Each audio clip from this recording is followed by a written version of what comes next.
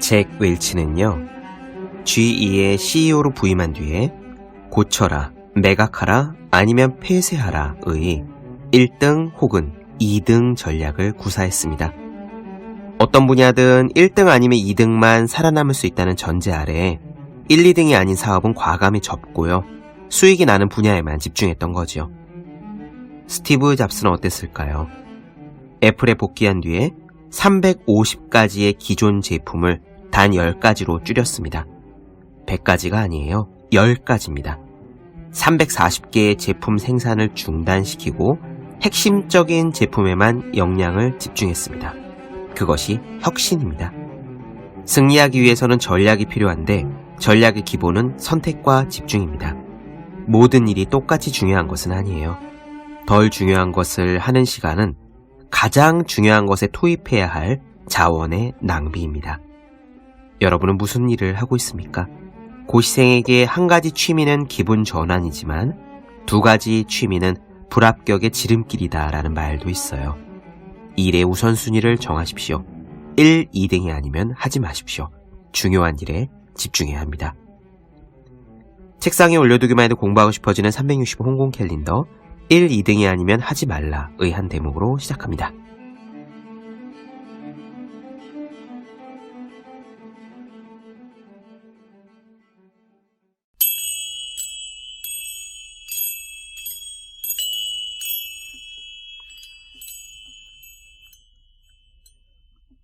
LA 다저스의 팀 역사상 가장 논란이 많았던 의사결정이 내려진 건 2017년 월드시리즈 2차전 5회가 시작되기 직전이었다.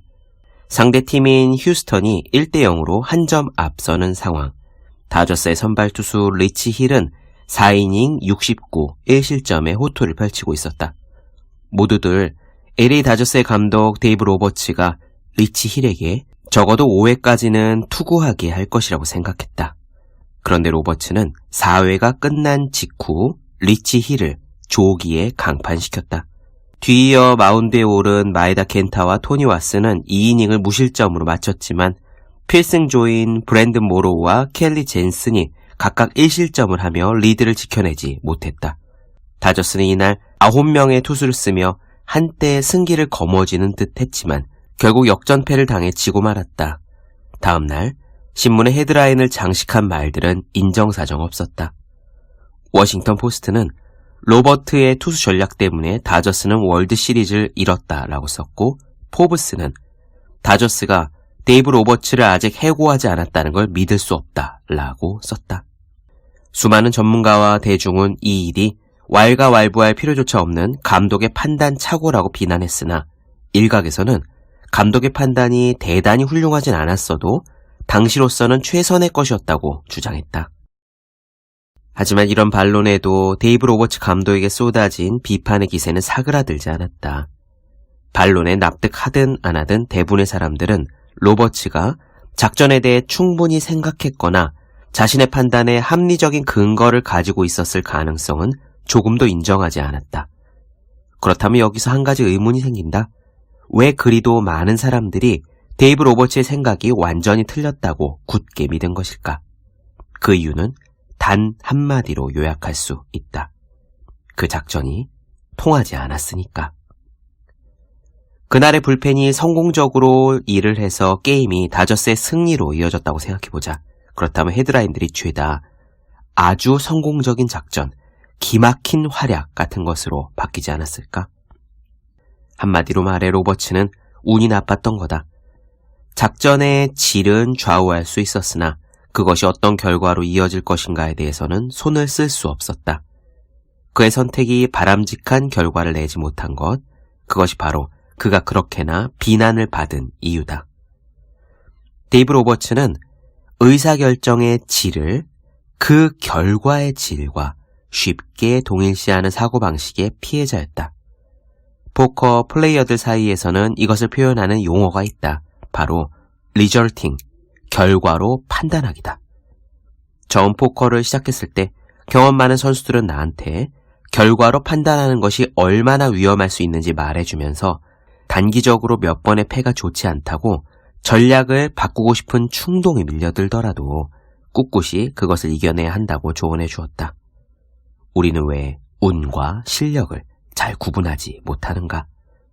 우리는 왜 결과가 우리의 통제 밖에 있을 수 있다는 사실을 그렇게 불편해 하는가?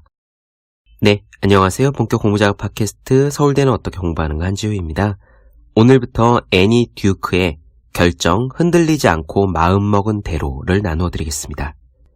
이 책의 저자는 무척 흥미로운 사람입니다. 인지심리학을 전공한 박사이자 컨설턴트고요. 한편으로는 프로 포커 선수이기도 합니다. 아니, 그냥 포커 선수라고 표현하면 애니 듀크가 서운해할지도 모르겠어요. 현재까지 포커 월드 시리즈 챔피언십과 NBC 내셔널 포커 챔피언십에서 모두 우승한 유일한 여성 플레이어라고 합니다. 한마디로 무언가를 결정 내리는 데 필요한 이론과 실천을 모두 갖춘 인물이라는 얘기가 되겠죠. 자신의 결정 과정을 심리학적으로 분석하고 그것을 포커판에서도 하루에 수백 번씩 적용하니까요. 우리는 우리의 결정에 대해서 후회할 때가 많습니다. 저렇게 했었어야 했는데 이렇게 해버렸어 하고요. 저 대학을 갔었어야 했는데 이 대학을 왔어. 그때 그 사람을 잡았어야 했는데 그러지 못했어. 그 직장을 들어갔어야 했는데 잘못이었어. 하지만 이런 후회들이 과연 모두 맞는 걸까요? 후회라는 감정을 갖지 말라, 뭐든지 긍정적으로 생각하라는 메시지를 드리는 게 아닙니다. 다음번에 더 나은 결정을 내리려면 지금까지 내린 결정에서 무언가를 배워야 하는데, 그러기 위해서는 우선 지금까지 내린 결정이 맞는 건지 틀린 건지 바르게 하는 게 우선이겠죠. 굉장히 잘한 결정인데 재수가 없어서 결과가 잘못되었을 뿐일 수도 있지 않겠습니까? 앞으로는 더 나은 결정을 하는 우리들이 될 수 있기를 바라며, 그리고 지금까지 해온 잘못된 결정 가운데 일부는 사실 당시로서는 최선의 결정이었다는 사실을 다시금 확인하는 시간이 되길 바라며 애니 듀크의 결정, 흔들리지 않고 마음 먹은 대로를 시작하겠습니다.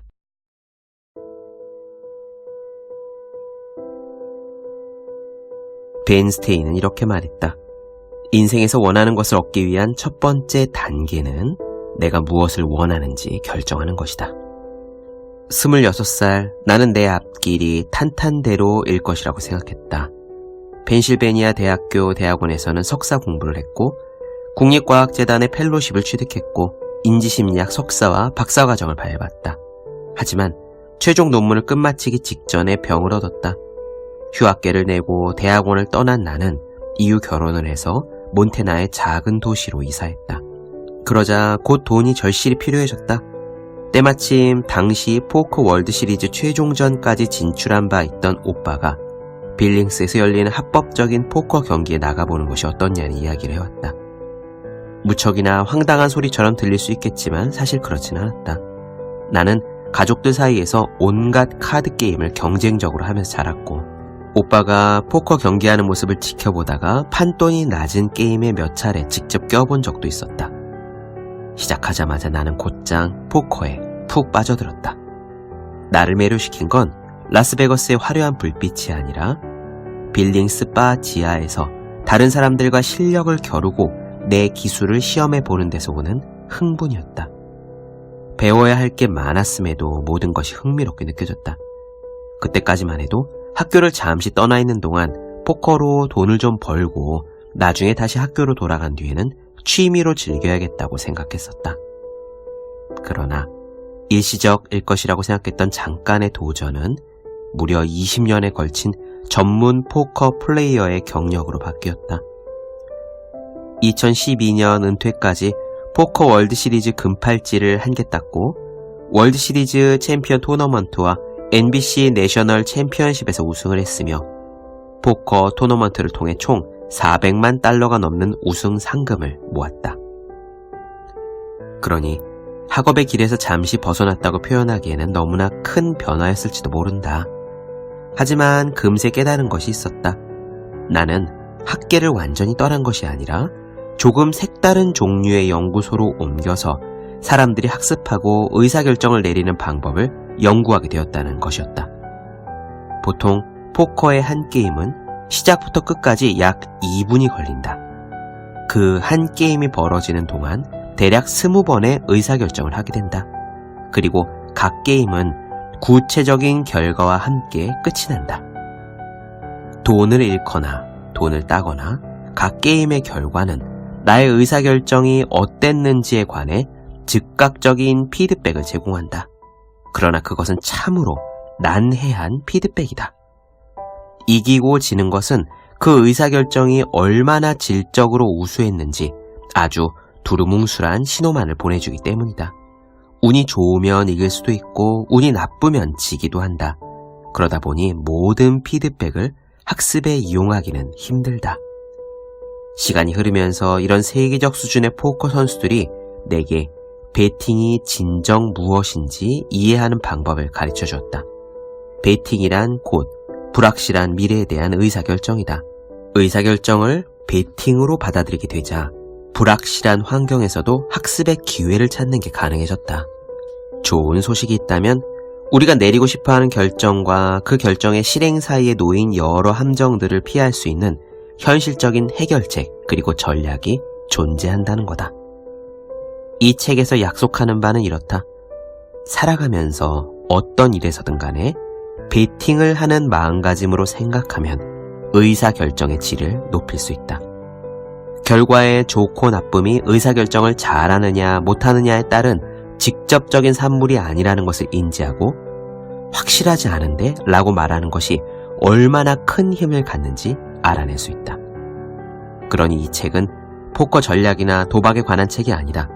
포커가 나에게 가르쳐준 학습과 의사결정에 관한 책이다. 순간순간 치열한 포커 테이블에서 내가 배운 현실적인 해결책들은 더 나은 의사결정자가 되기 위해 노력하는 사람이라면 누구에게든 꽤 좋은 전략이었다. 베팅할 때처럼 생각하려면 무엇보다도 우리의 삶을 좌우하는 요인에 딱 2가지가 있음을 알아야 한다. 바로 의사결정의 질과 행운이다. 이 2가지의 차이점을 아는 것, 그것이 바로 베팅하듯 사고하는 것이다.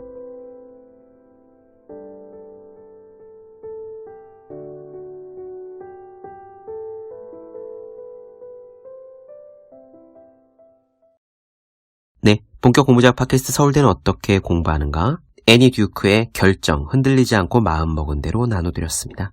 더 많은 이야기가 궁금하신 분들, 질문사항 있으신 분들은 제 유튜브 채널 서울대는 어떻게 공부하는가, 네이버 블로그 허생의 즐거운 편지, 다음 카카오 브런치 한주의 브런치, 인스타그램 해시태그 서울대는 어떻게 공부하는가 검색해 주시면 좋겠습니다. 또 매일 공부하시는 모든 분들, 학생, 수험생, 취준생, 직장인 등 공부하시는 분들께 어떻게 공부하는 게 효율적인지 설명한 혼자 하는 공부의 정석, 그리고 책상에 올려두기만 해도 공부하고 싶어지는 365 홍콩 캘린더 아직 읽지 않으셨다면 꼭 한번 읽어보셨으면 좋겠습니다. 분명 도움이 되실 거예요. 그럼 오늘은 여기까지 하겠습니다. 전 다음 시간에 뵐게요. 여러분 모두 열심히 공부하십시오. 저도 열심히 하겠습니다.